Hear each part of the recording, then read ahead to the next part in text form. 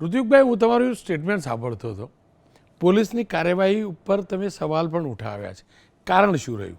રોનકભાઈ, એનું એકમાત્ર કારણ છે, જે પદ્ધતિથી કાર્યવાહી થઈ છે આવકારીએ છીએ. પોલીસ સારું કામ કરે છે, અભિનંદનને પાત્ર છે.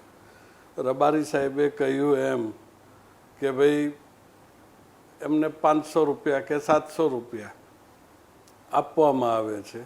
એની પાછળ કેટલાક વાહન ચાલકો અને આજુબાજુના ગામડાવાળા લોકો છે અને એ લોકો આ ખનીજ ચોરી સાથે સંકળાયેલા છે. પણ એ કહેવાનું ભૂલી ગયા કે આ પ્રક્રિયા કેટલા વર્ષોથી ચાલે છે. છેલ્લા 2-4 વર્ષથી તો શરૂ થઈ નથી, વર્ષોથી ચાલી રહી છે. ત્યારે આજ સુધીમાં રોનકભાઈ, આપણે રૂબરૂ મળ્યા ત્યારે પણ વાત થઈ હતી.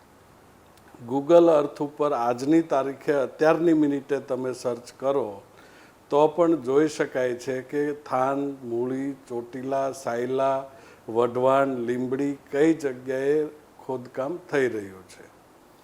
જો પોલીસ અથવા ખાણ ખનીજ વિભાગ ઈચ્છે તો એની ટાઈમ સ્થળ ઉપર રેડ કરી શકે છે, પરંતુ મોટા ભાગે આ પ્રક્રિયા થવા મળતી નથી.